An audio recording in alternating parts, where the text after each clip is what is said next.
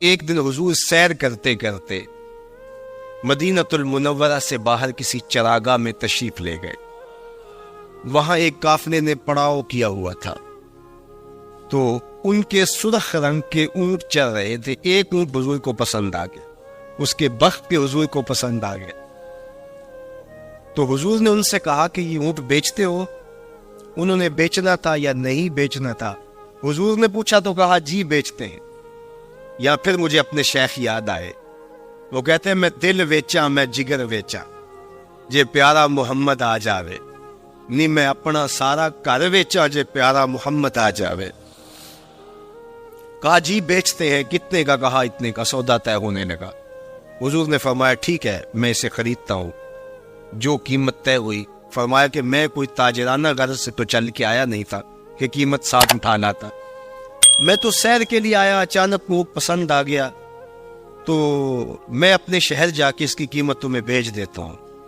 انہوں نے کہا ہمیں منظور ہے. حضور نے اونٹ پکڑا اور چل دی. کافی دیر وہ حضور کو دیکھتے رہے، اور جب حضور چلنے لگے تو حضور کی رفتار کے حسن میں کھو گئے. جب نظروں سے اوجھل ہو گئے تو دل پہ ہاتھ رکھ کے کھڑے ہو گئے. تھوڑی دیر گزرنے کے بعد سکتے سے باہر آئے تو ایک دوسرے سے پوچھنے لگے یار یہ جو شخص آیا تھا کسی نے اس کا پتہ بھی پوچھا؟ کسی کو ادھار سودا دیا جاتا ہے تو آپ اسے جانتے ہوتے ہیں تبھی دیتے ہیں نا، یا درمیان میں کوئی ضامن ہو، یا پھر وہ کوئی شے گروی رکھ دے تو اس کے عوض میں آپ سودا دے دیں، اور نقد دے تو آپ کو ان چیزوں کی ضرورت نہیں ہوتی. تو کہا ایک شخص آیا اور اونٹ لے گیا، کسی کو پتا ہے یہ شخص کون تھا؟ تو انہوں نے کہا نہیں ہمیں نہیں. یار عجیب کہانی ہے. ایک شخص آیا قیمتی اونٹ لے گیا اور اپنا پتہ بھی نہیں بتا کے گیا، کوئی درمیان میں ضامن بھی نہیں رکھا اس نے، اور کوئی شے بھی گروی نہیں رکھی. ایک بولا یار جب وہ باتیں کرتا تھا اس کے منہ سے نور جھڑتا تھا، میں تو اس کے چہرے کو دیکھتا رہ گیا. اذا سر استنارا وجہہ، اس کے چہرے سے نور نکلتا تھا. دوسرا بولا یار جب وہ مسکراتا تھا تو میں تو اس کی مسکراہٹ میں ہی کھو گیا. ایک نے کہا جب وہ بات کرتا تھا منہ سے چھن چھن نور کی کرنیں نکلتی تھی. اللہ اکبر. ایک کہا یار میں تو اس کی زلفوں کے پیچ و خم میں کھو گیا. اللہ اکبر. ایک کہنے لگا یار میں تو اس کی آنکھوں میں ڈوب گیا. کیا خوب سجن دیا اکھیاں نے، کیا خوب سجن دیا اکھیاں نے، جویں پر کے سرائیاں رکھیاں. تو اجے میرا یار نہیں ڈٹھا، جنوں ویکھ کے چند شرماوے.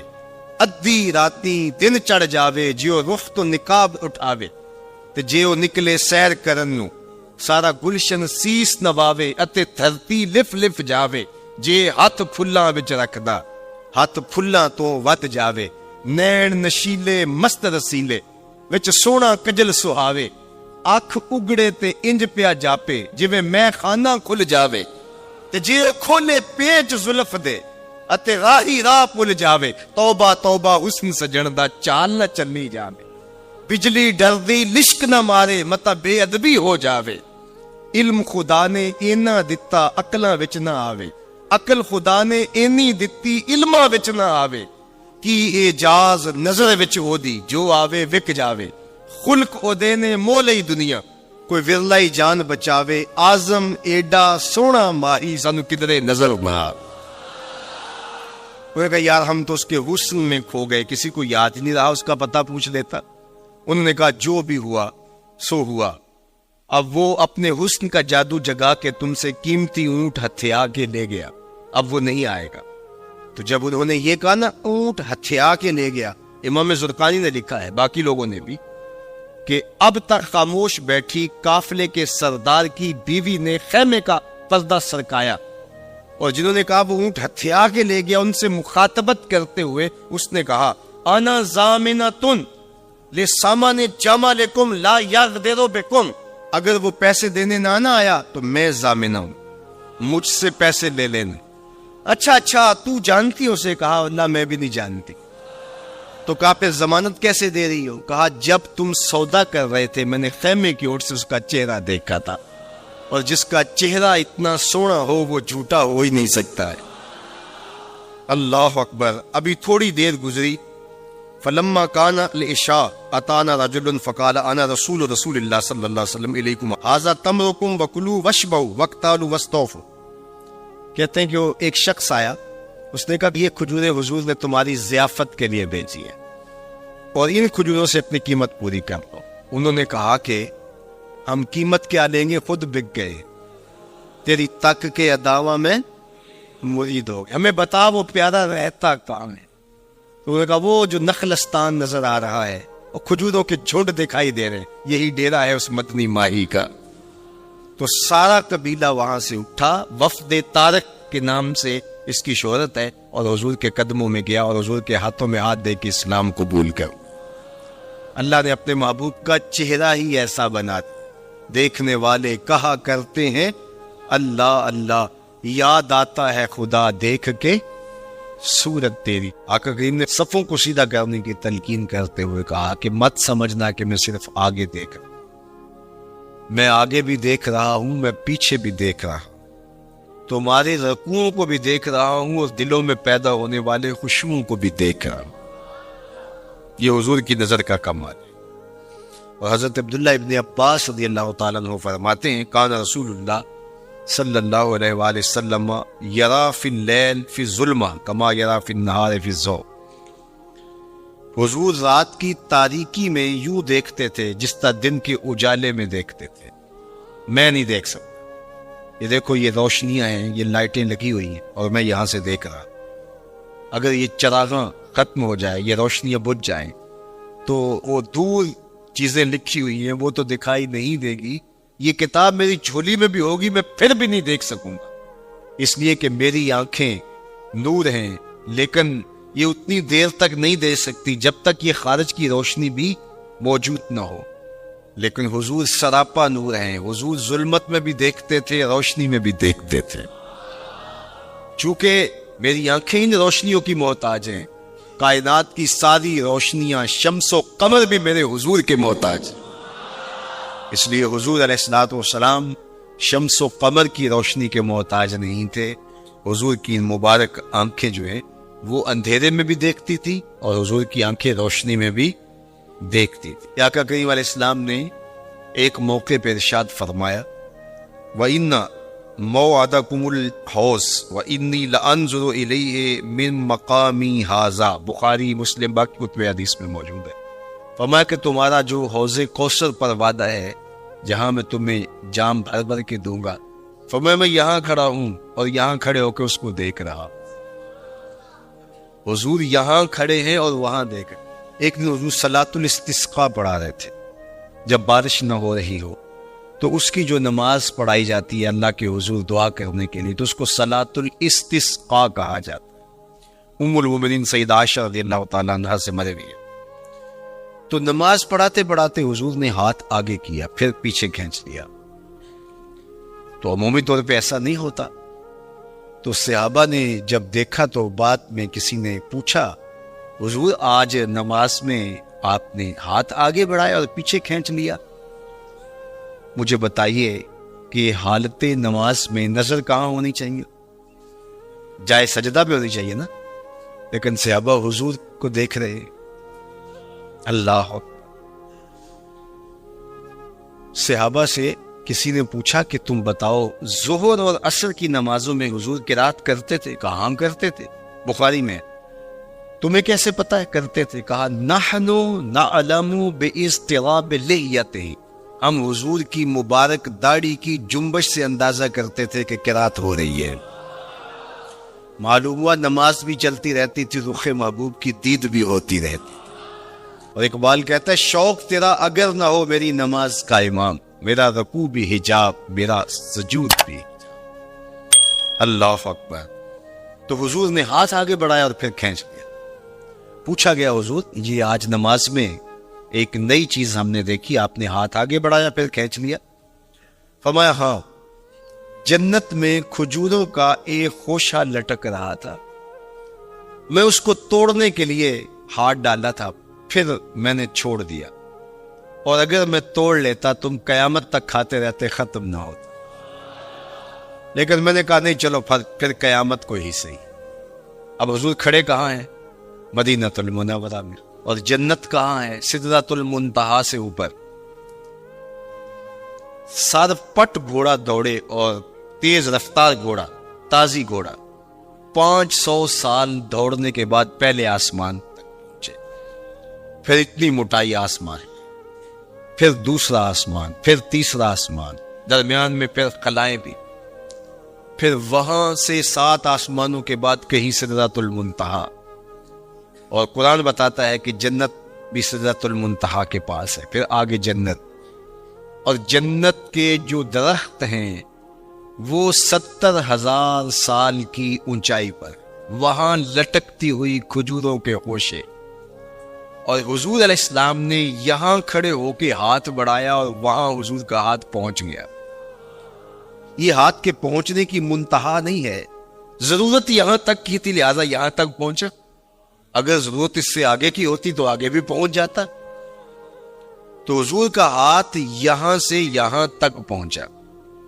یہ حدیث پاک میں نا، میں اور آپ ہاتھ اٹھائیں تو ہمارا ہاتھ کہاں تک پہنچتا ہے؟ 5 فٹ قد ہے تو 3 فٹ اوپر ہاتھ پہنچ جائے گا، تو ہمارا ہاتھ 8 فٹ تک پہنچے، زمین سے 8 فٹ تک. چلو کسی کا 9 فٹ تک پہنچے گا، کچھ چھلانگ لگا کے اچھل کے اوپر لے جائے گا تو 10 فٹ تک پہنچ جائے گا. البتہ ہماری نظر بہت تیز، ہماری نظر پہلے آسمان کے ٹمٹماتے ہوئے ستارے دیکھتی، دوسرے آسمان کے ستارے بھی دکھائی دیتی، تیسرے آسمان کے ستارے چاند سورج میں دکھائی دیتے. ہمارا ہاتھ 3 فٹ تک یا 10 فٹ تک پہنچتا ہے، نظر تیسرے آسمان تک پہنچتی ہے.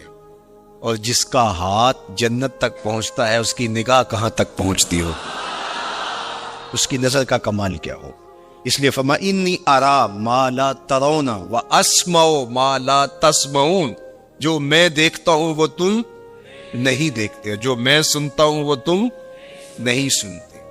اپنے حواس کو نبی کے حواس پر قیاس کرنا یا نبی کے حواس کو اپنے حواس پہ قیاس کرنا سوائے جہالت کے اور کچھ نہیں ہے.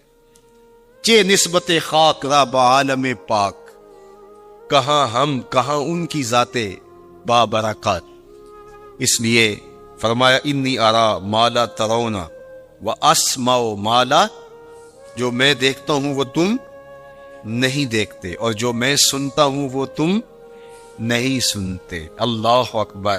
ہماری آنکھیں تو چمکتے ہوئے سورج کو دوپہر کے وقت نہ دیکھ پائیں، چندے آ جائیں، آنکھوں میں پانی اترنے لگے، اور محبوب کی آنکھیں بے حجاب دیدار رب کریں. اور قرآن کہے ما زاغ البصر وما، آنکھ چندیائی بھی نہیں اور حد ادب سے تجاوز بھی نہیں کیا. حضور جب گھر تشریف لے جاتے تو صحابہ تو بیٹھی مسجد نبوی میں رہتے، دور دور سے آئے ہوتے اور حضور سے دین لینا ہوتا انہوں نے.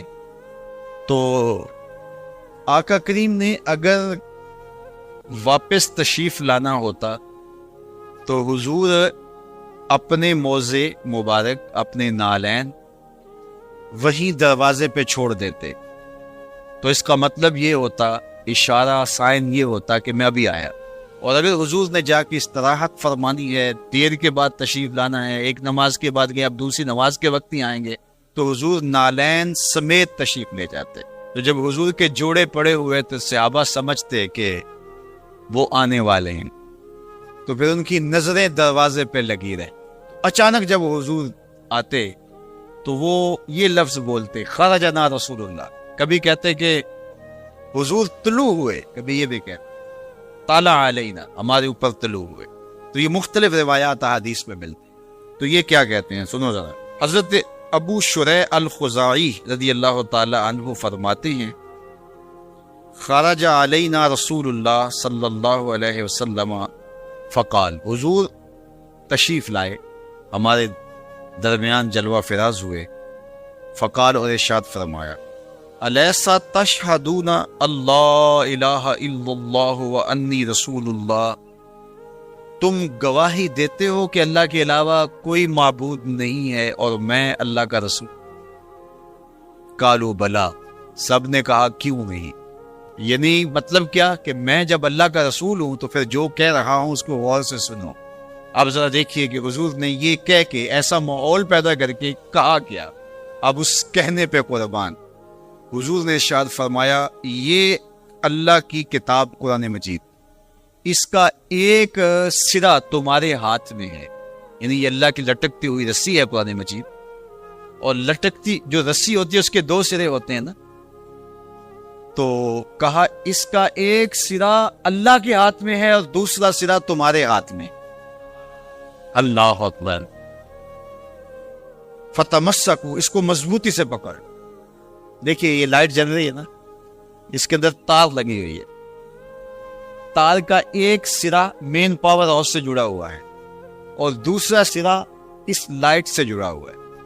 تو اگر یہ دوسرا سرا مضبوطی سے یہ لائٹ پکڑ لے تو پھر روشنی دے گی نا، اجالا دے گی، ظلمت مٹائے گی، لیکن ادھر سے تو جڑا ہوا ہے، لیکن یہ ادھر سے نہ پکڑے تو بتاؤ روشنی ہوگی؟ تو کہا کہ قرآن ایسی اللہ کی کتاب ہے، اللہ کی لٹکتی ہوئی رسی ہے، جس کا ایک سرا تمہارے رب کے دستے قدرت میں ہے، دوسرا سرا تمہارے ہاتھ میں ہے۔ فتمسکو، کہا جوڑ مضبوط کر لو، پکی طرح سے اس کو پکڑ لو۔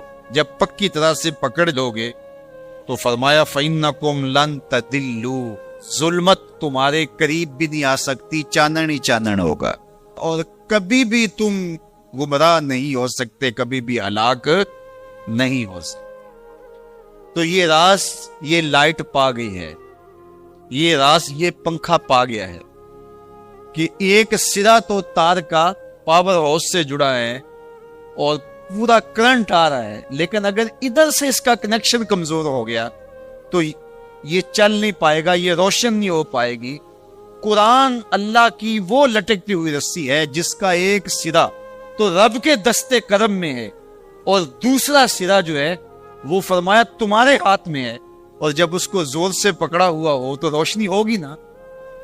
تو جب یہ تصور آتا ہے کہ یہ قرآن اللہ کی لٹکتی رسی ہے، حبل ممدود من السماء الى الارض، آسمان سے زمین کی طرف لٹکتی ہوئی اللہ کی رسی ہے، تو جب زور سے اس کو پکڑیں گے، مضبوطی سے تھامیں گے، ایقان کے ساتھ، یقین کے ساتھ تمسک کریں گے، تو پھر باطن میں چراغاں کیوں نہیں ہوگا، تو پھر کرنٹ کیوں نہیں آئے گا، پھر کیوں جو ہے وہ توانائی پیدا نہیں ہوگی، تو پھر تو ایک عجیب کیفیت پیدا ہوگی نا کہ یہ وہ قرآن ہے جس کا ایک سرا رب کے دستے کرم میں اور ایک سرا ہمارے ہاتھ میں ہے۔ کتنی خوبصورت میرے حضور نے مثال دی۔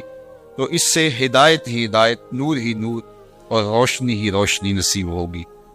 اچھا، اس عنوان سے صرف ایک روایت سن لیجئے۔ حضور نے ارشاد فرمایا، حضرت عبداللہ ابن عباس رضی اللہ تعالیٰ عنہ کی مرویات سے ہے، حضور نے ارشاد فرمایا کہ جس نے فساد امت کے دور میں میری ایک سنت کے ساتھ تمسک اختیار کیا، میری ایک سنت کو مضبوطی سے پکڑ لیا، جب فساد بپا ہوگا، جب میری سنتوں کو توڑا جا رہا ہوگا، دین کی قدردانی نہیں ہوگی، لوگ دین کی پرواہ نہیں کریں گے، خواہشات کے غلام بن جائیں گے، اس زمانے میں جس نے میری ایک سنت کو مضبوطی سے پکڑ لیا، میرے اور آپ کے آقا و مولا فرماتے ہیں اللہ اسے 100 شہیدوں کا ثواب عطا فرمائے۔ حضرت شیخ ابو صالح موسیٰ جنگی دوست علیہ الرحمن ایک نہر کنارے وضو کر رہے تھے کہ پانی کے بہاؤ پر ایک سیب بہتا ہوا آیا۔ بھوک پہلے ہی لگی تھی، سیب کو دیکھا تو اشتہا غالب ہو گئی، سیب اٹھایا اور کھا لیا۔ جب کھا چکے تو مان خیال آیا کہ یہ تو میرا تھا ہی نہیں، تو جدھر سے پانی آ رہا تھا، بہاؤ جدھر سے تھا، ادھر کو سفر شروع کر دیا۔ تھوڑی دیر چلنے کے بعد دیکھا کہ ایک باغ ہے اور اس میں سیب کے درخت ہیں اور اس کی شاخیں پانی کی طرف جھکی ہوئی۔ مالک کے باغ کے پاس گئے، کہا کہ آپ کے باغ کا کوئی ٹوٹا ہوا سیب اور میں کھا بیٹھا ہوں، تو اس کی قیمت مجھ سے لے لیجئے یا مجھے معاف کر۔ تو مالک باغ کا نام تھا عبداللہ صومعی، اور وہ بھی زاہد، نیک اور پارساد۔ جب انہوں نے دیکھا کہ اس نوجوان نے سیب کھانے پر مجھ سے معذرت کی ہے یا پیسے دینے کے لیے تیار ہے، یہ تو کوئی جوہر ہے، کہا 12 سال میرے باغ کی نوکری کرنی پڑے گی، اس کے بعد ایک شرط اور ہے، پوری کر دو گے تو میں تمہیں معاف کر۔ کہا ٹھیک ہے، 12 سال نوکری کرتے رہے۔ کہا اب دوسری شرط ہے کہ میری ایک بیٹی ہے جو آنکھوں سے نابینا ہے، کانوں سے بہری ہے، زبان سے بول نہیں سکتی، اپاہج بھی ہے، چل نہیں سکتی، اس کے ساتھ تمہیں نکاح کرنا۔ کہا یہ بھی منظور۔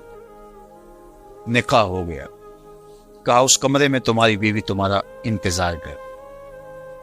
جب کمرے میں دیکھا تو ایک صحیح الاعضاء خوبصورت صاحب جمال خاتون منتظر تھی۔ سمجھا غلطی لگ گئی ہوئے، واپسی جلدی سے پلٹے اور اتنی تیزی سے پلٹے کہ دروازے کی چوگاٹ کے ساتھ سر لگا اور سر پھٹ گیا اور خون بہ رہا اور واپس آئے۔ تو شیخ عبداللہ صومعی کہنے لگے کہ کیا ماجرا ہوا؟ کہا کہ وہ کوئی اور خاتون ہے، جو نقشہ آپ نے بتایا تھا وہ تو نہیں۔ کہا وہی میری بیٹی ہے اور آپ کی بیوی۔ وہ بہری اس لیے ہے کہ آج تک اس کے کانوں نے غیر محرم کی آواز نہیں سنی۔ وہ نابینا اس طرح ہے کہ آج تک اس نے غیر محرم کی شکل تک نہیں۔ اپاہج اس لیے ہے کہ وہ غیر محرم کے لیے کہیں چل کے نہیں۔ اسی طرح باقی جو چیزیں بتائی تھی ان کی تعبیر بتائی۔ کہا وہی تمہاری بیوی۔ عبداللہ صومعی کی اس بیٹی جس کا نام ام الخیر تھا اور شیخ ابو صالح موسیٰ جنگی دوست کی بیوی، تو یہ صالح نوجوان اور یہ صالحہ خاتون نکاح کی بندھن میں بندھ گئے۔ اللہ تعالیٰ نے پھر ان کو ایک فرزند عطا کیا۔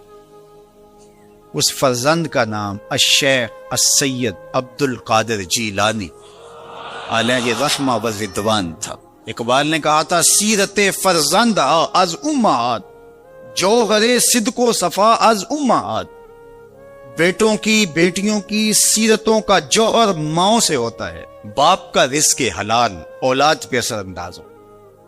رزق حلال اگر آپ کی زندگی میں شامل ہو جائے تو پھر اس کا عملی نتیجہ یہ ہے کہ ایک صالح معاشرت کی بنیاد پڑتی ہے اور آپ صالح معاشرت کے ایک بہترین فرد ہوتے۔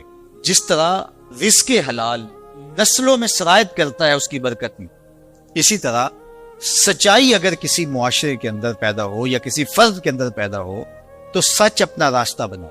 اگر آپ کی زبان سچ نہیں بولتی اور آپ حلال رزق نہیں کھاتے تو پھر آپ جتنے مرضی نفل پڑھیں، جتنی مرضی عبادتیں کریں، اللہ کی قربت کا تصور بھی نہیں کیا جا سکتا۔ نجات کا راستہ یہ ہے کہ ہم ان دو چیزوں کو اپنی زندگی میں لازم کریں۔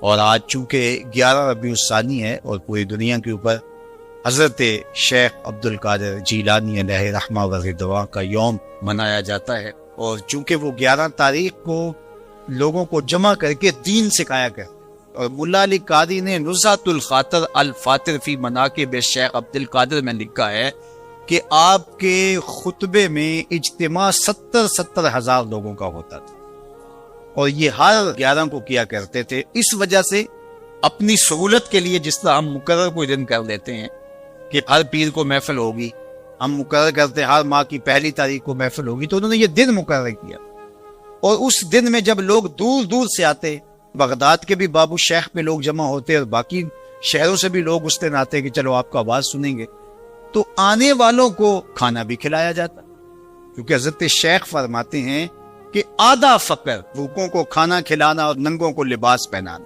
تو جب جو لوگ آتے تھے تو ان کو کھانا بھی کھلایا جاتا۔ اب لوگوں کو صرف کھانا یاد رہ گیا ہے، اور جو واز کیا کرتے تھے، جو اس اجتماع کی روح تھی جس کے لیے سارے لوگ آتے تھے، وہ ہم نے بھلا دیے۔ تو ہم عمومی طور پہ رسم پرست ہو جاتے ہیں، روحیں ہم سے رخصت ہو جاتی ہیں، جو بھی چیزیں ہوتی ہیں ان کی روحیں ختم ہو جاتی ہیں اور ان کی رسمیں باقی رہ جاتی ہیں۔ اور یہ ہمارا الوی ہے شروع سے، بلکہ اقبال نے کہا کہ پورا دین ہی جو ہے وہ ہم نے رسم رکھ لیا ہوا ہے، اس کی روحیں ہم سے رخصت ہو گئی۔ رہ گئی رسم ازاں روح بلالی نہ رہی، فلسفہ رہ گیا تلقین غزالی نہ رہی، مسجد مرثیہ خواہ ہے کہ نمازی نہ رہے، یعنی صاحب اوصاف وہ حجازی نہ۔ حضور نے ارشاد فرمایا لا یبق من الاسلام الا اسمہ ولا یبق من القرآن الا رسمہ، مساجدہم عامرۃ وہی خراب من الہدی۔ ایک وقت آئے گا کہ قرآن صرف رسم کے طور پہ باقی رہے گا، اور جو ہے وہ اسلام کا صرف نام باقی رہ جائے۔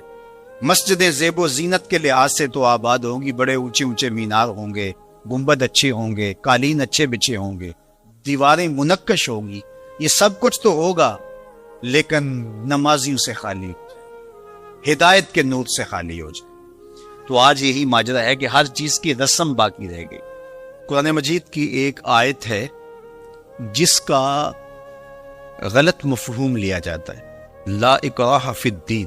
تو اس کا جو مفہوم لیا جاتا ہے عمومی طور پہ وہ یہ ہے کہ دین میں کوئی جبر نہیں ہے، اور جبر سے مراد مذہب بیزار طبقہ یہ لیتا ہے کہ کسی قسم کا کوئی قانون اور کوئی ضابطہ جو مذہب عائد کرتا ہے وہ نہیں ہے۔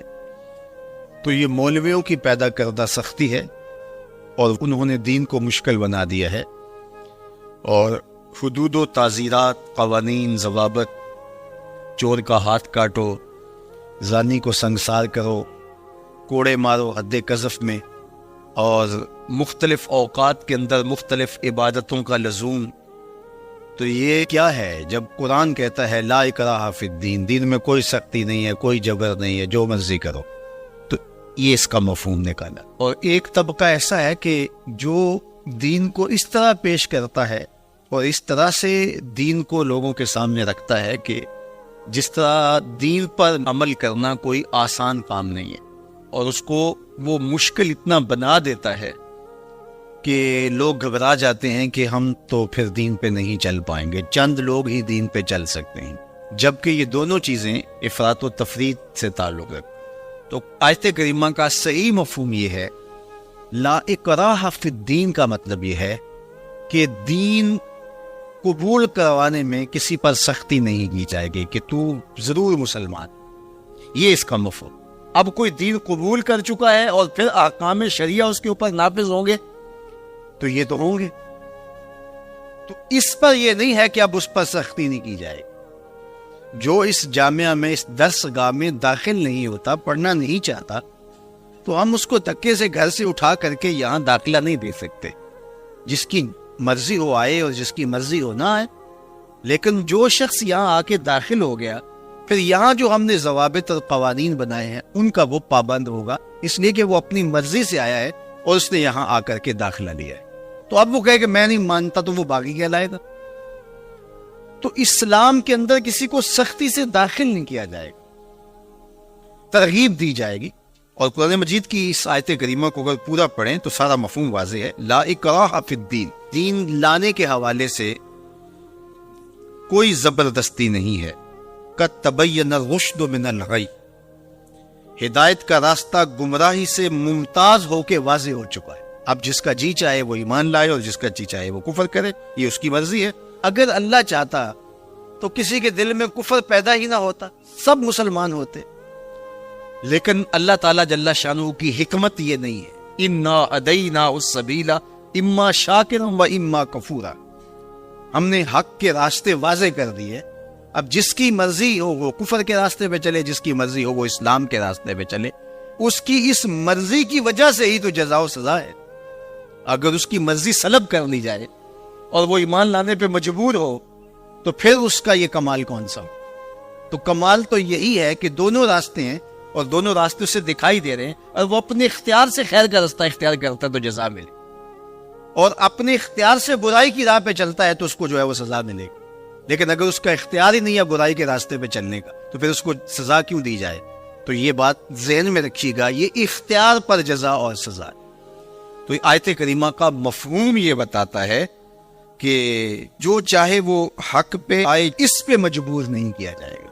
باقی احکام شریعہ پر عمل پیرا ہونا تو یہ ایک امر آخر ہے۔ تو یہ سراسر نفسانی خواہش ہے کہ اسلام ہمارے اوپر کوئی پابندی نہ لگائے، جس طرح ہم چاہیں اس طرح ہی چلے، اور ہماری زبان پہ کلمہ بھی جاری رہے۔ میں بھی ہوٹل میں پیو، چندہ بھی مسجد میں دو، شیطان بھی خوش رہے، خدا بھی ناراض نہ ہو، یہ کیسے ہو سکتا ہے؟ تو لا اکراہ فی الدین کا جو مفہوم لوگوں نے تراش لیا کہ اسلام کا کوئی ضابطہ قانون ہم قبول نہیں کریں گے، ہم خواہش اور مرضی کی زندگی بسر کریں گے، یہ سراسر دین کی منشا کے برعکس چیز ہے۔ اپنی مرضی کی زندگی گزارو اور الطاف فہم وہ طلب کرو جو بدر اور احد کے شرکاء کو عطا کیے گئے، تو یہ ایسا نہیں ہوگا۔ تمہیں محنت کرنا ہوگی، میدان عمل میں اترنا ہوگا، پھر دیکھنا کہ ہم کس طرح الطاف تمہارے اوپر نازل کرتے ہیں اور کرم نوازیاں اترتی ہیں تمہارے اوپر۔ تم تو 1 ارب 60 کروڑ ہو دنیا کے اوپر، وہ تو صرف 313 تھے۔ ہم نے کیسے ان کو عزتوں کی مسندوں پہ بٹھایا۔ اس دن کو میرے رب نے بھی یوم فرقان کہہ کے پکارا، لیکن وہ بھی تو سب کو چھوڑ کے آ گئے تھے نا۔ وہ 313، 2 گھوڑے، 6 زرہیں، 8 تلواریں، اور جن کے پاس تلواریں نہیں تھی انہوں نے کھجوروں کے ڈنڈے توڑ لیے۔ یہ اللہ کے مجاہد تھے، چلے تھے جنگ کرنے۔ کیسے رنگ تھے، کیسا جمال تھا ان کا، کیسا جذبہ تھا۔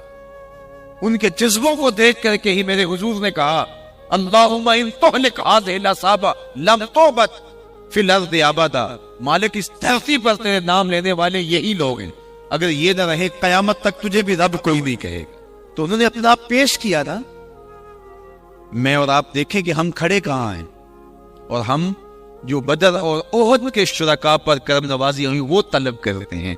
اترے فرشتے ہماری مدد کے لیے۔ ہم کہتے ہیں کہ آج بھی ابابیلے اترے، لیکن آج ابابیلے اترے تو ہمیں کنکر ماریں گے۔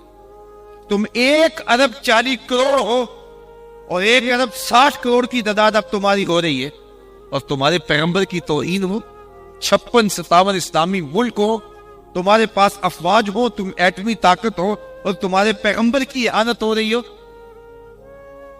تو ہم آئینے میں منہ دیکھیں تو ہمیں شرم آئے، جس طرح کے روح سیاہ ہو چکے ہم، جیسی شکل ہماری بگڑ چکی، جس طرح کی ہماری صورت بن چکی، لیکن اس کے باوجود ہم جاگنے کے لیے تیار ہیں۔ اور جو لوگ جاگنے کے لیے تیار نہ ہوں، اور جو شعور اور احساس زیاں جن کے اندر نہ ہو، ان قوموں کے ساتھ وہی ہوتا ہے جو اس وقت امت مسلمہ کے ساتھ ہو۔ باقی رہی بات اللہ کے محبوب کی عظمتوں کی، تو یہ بات ذہن میں رکھو کہ محبوب کی عظمتوں کو کوئی نہیں گھٹا سکتا۔ یہ ذمہ میرے رب کا ہے۔ وَرَفَعْنَا لَكَ ذِكْرَكَ کا تاج کل بھی میرے محبوب کے سر پہ تھا، آج بھی حضور کے سر پہ ہے۔ چاند کی طرف منہ کر کے پورا فرانس بھی تھوکنے لگ جائے تو ان کا تھوکا ہوا ان کے اپنے منہوں پہ آ کے گرے گا۔ چاند کی نوری کرنوں کو میلا